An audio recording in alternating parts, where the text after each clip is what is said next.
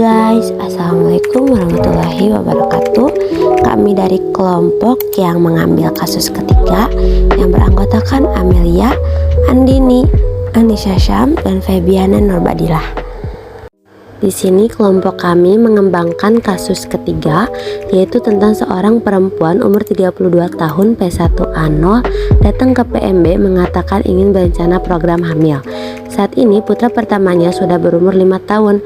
Hasil pemeriksaan, tekanan darah 110/70 mmHg, nadi 88 kali per menit, pernapasan 22 kali per menit, dan suhunya 36,6 derajat Celcius. Selamat menyaksikan kawan-kawan. Jangan lupa perhatikan ya. Dan semoga bermanfaat. Cekidot.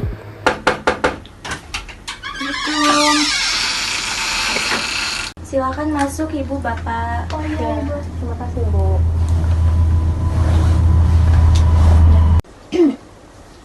Baik Ibu Bapak, perkenalkan saya Bidan Feby yang bertugas di BPM. Ada yang bisa saya bantu? Jadi gini Bu Bidan, maksud kedatangan saya di sini itu ingin berkonsultasi tentang kehamilan karena kami berdua itu sudah menikah 8 bulan tapi belum hamil juga. Baik, jadi kedatangan Ibu Bapak ke sini itu ingin berkonsultasi tentang permasalahan kehamilan ya? Iya. Baik. Baik Ibu Bapak, saya minta data dirinya ya. Iya. Untuk nama ibunya siapa? Ibu Anissa, Umurnya berapa? umurnya 26, Agamanya? agamanya Islam, Untuk sukunya?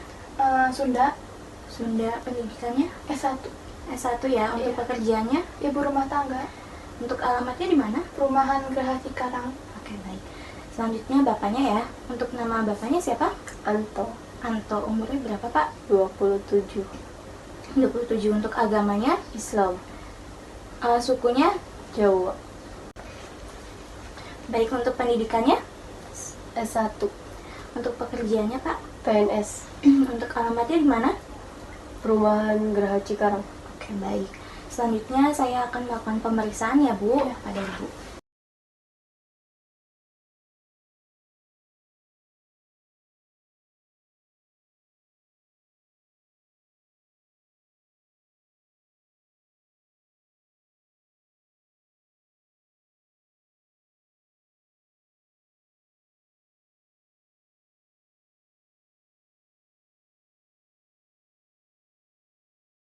Jadi untuk tekanan darahnya 140/90, lalu nadinya 86 kali per menit, pernafasan ibunya 24 kali per menit, suhunya 36 ya Bu. Iya. Baik Ibu, terkait maksud Ibu datang ke BPM ini ingin berkonsultasi. Sebelumnya saya jelaskan maksud dan tujuan kita melakukan konseling ini ya Bu. Tujuannya itu agar Ibu memahami dan dapat membantu Ibu mendapatkan informasi mengenai permasalahan kehamilan Ibu yang sudah 8 bulan pun belum juga hamil ya Bu. Dan insya Allah akan dijelaskan dengan detail. Baik Bu. Baik Ibu, bila Ibu sedang merencanakan kehamilan, sebaiknya Ibu mengetahui dengan tepat siklus menstruasi Ibu, karena hal ini tuh berguna untuk menentukan masa subur Ibu. Kehamilan terjadi ketika sperma itu masuk ke dalam vagina ketika berhubungan badan, menuju rahim dan membuahi sel telur yang sudah matang.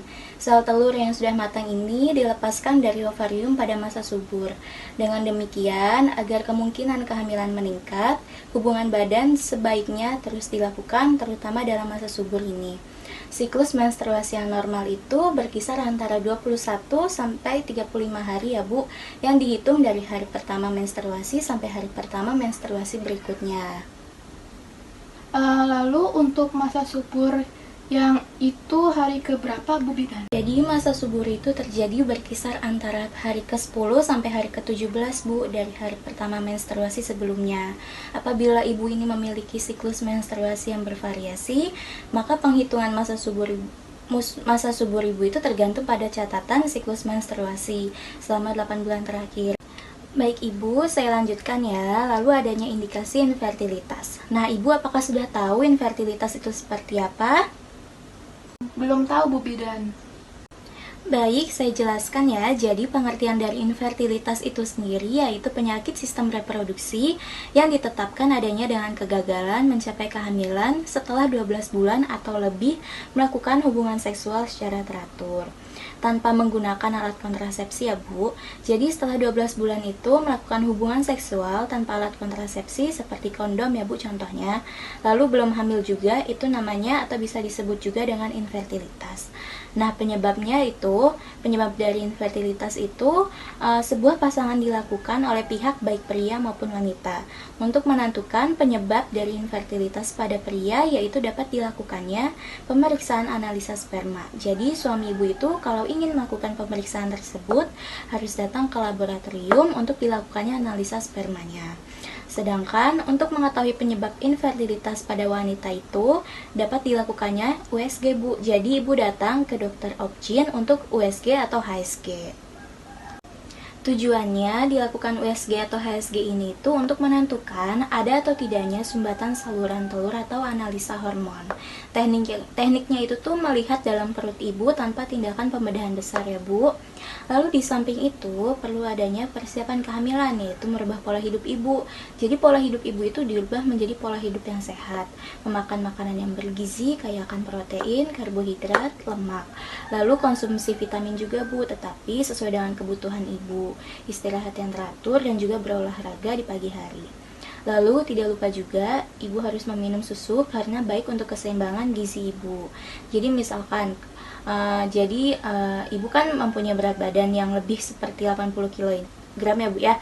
Nah, jadi itu saya sarankan untuk segera lakukan program diet ya Bu. Karena berat badan itu sangat mempengaruhi sekali loh Bu untuk perencanaan kehamilan ibu dan bapaknya. Jadi permasalahan ibu itu kan sudah menikah 8 bulan tetapi belum hamil. Nah, solusinya itu setelah 1 tahun melakukan hubungan seksual secara teratur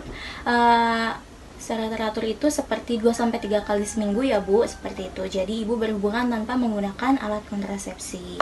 Lalu kalau misalkan ibu tetap tak kunjung hamil, ibu harus mencari penyebabnya yang mendasari dari pihak ibu ataupun suami ibu. Jadi permasalahan hamil ini tuh belum tentu karena didasari wanita, bisa jadi karena suami ibu, seperti itu. Lalu sang istri dan suami bisa melakukan pemeriksaan yang tadi saya sudah sampaikan. Nah, apabila terjadi adanya kelainan, agar segera ditindaklanjuti sesuai dengan penyebabnya ya Bu. Baik, sudah saya jelaskan ya Bu. Apakah sudah jelas Bu? Jadi permasalahan ibu itu kan sudah menikah 8 bulan tetapi belum hamil. Nah, solusinya itu setelah 1 tahun melakukan hubungan seksual secara teratur itu seperti 2-3 kali seminggu ya Bu, seperti itu. Jadi ibu berhubungan tanpa menggunakan alat kontrasepsi. Lalu kalau misalkan ibu tetap tak kunjung hamil, ibu harus mencari penyebabnya yang mendasari dari pihak ibu ataupun suami ibu. Jadi permasalahan hamil ini tuh belum tentu karena didasari wanita, bisa jadi karena suami ibu, seperti itu. Lalu sang istri dan suami bisa melakukan pemeriksaan yang tadi saya sudah sampaikan. Nah, apabila terjadi adanya kelainan, agar segera ditindaklanjuti sesuai dengan penyebabnya ya Bu. Baik, sudah saya jelaskan ya Bu. Apakah sudah jelas Bu? Sudah jelas Bu Bidan. Baik, alhamdulillah jika sudah jelas. Apakah ada yang mau ditanyakan lagi? Sudah tidak ada Bu. Oke, baik. Kalau begitu saya izin pamit pulang dulu ya Bu ya. Terima kasih. Terima kasih ya Bu. Sama-sama. Assalamualaikum. Waalaikumsalam.